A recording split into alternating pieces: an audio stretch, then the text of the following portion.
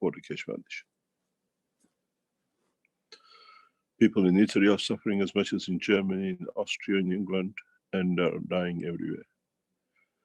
We targeted China to go through China internationally. We saw President Xi of China getting the environment cleaned up for himself to go to Wuhan city to show he is there, is overcome.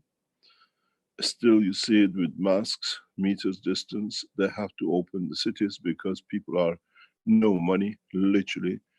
And the only thing which we know the Chinese have not discussed with the rest of the world is that the virus has mutated. And strange enough, Chinese have released a document to show that they have found calcification in the spinal cord, upper spinal cord and the brain, which showed that the what we call virus has mutated from lung to brain. To this effect, we will soon see new mutations, which in the Keshe Foundation we've seen, and with the openness we have access to people who get infected in Iran, we see new mutations. We see pain in the kidneys and solidification or tightness of the stomach.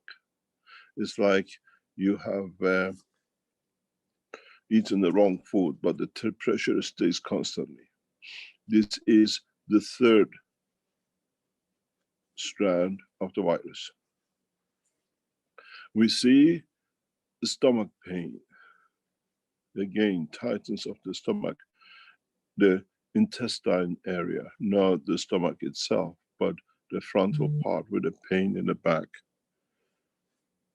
We've seen a new version of it, especially in the Iranian women. We don't have access to the Chinese. But what we see is that like a menstruation pain in the ovaries and in the womb. But you don't have a menstruation. We have seen one case now with men with a prostate pain or pain in testicles. This is the version 4. We have an extension to this. We have seen in one woman bone pain, especially starting from the smaller toe.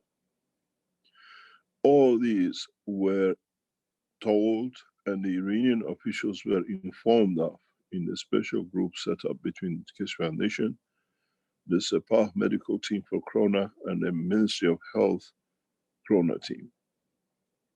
They have taken no action. So we have seen now more or less 5 variations of the virus.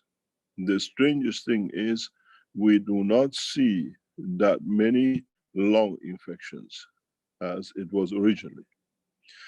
With the new 4 strands, we don't see any fever. We don't see any fever at all. And when we advise the people to take the new, what we call protocol, then when the pain in the stomach and the kidneys and the ovaries and whatever reduces, we see the infection. That what we call temperature and the pain, which goes with it. And then as they carry on, 24 hours, 48 hours later, when the fever goes, the tightness of the stomach goes, there's no pain in the kidney. In those who are affected by the kidney, we see a very dark urine or very white urine. The white has been seen in one case, which means the body is releasing a lot of calcium, which is part of this disease, calcification. On the other hand, we see a massive structure in and around the what we call the knee, a general weakness. If you remember, most of the people who reported the initial stages of lung disease of this virus always spoke about general tiredness and pain in arms and legs. This showed to us at that time that the virus has moved into, but we had to see how it moves.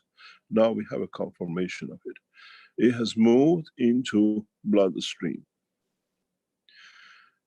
It'll be interesting to see why suddenly the Chinese and the Iranians chose the path of keeping numbers down.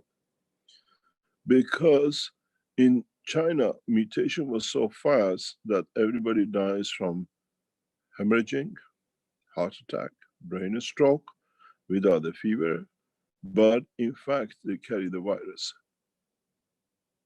The Chinese government only puts official figures on those who they decide to call have died the virus of the lung infection.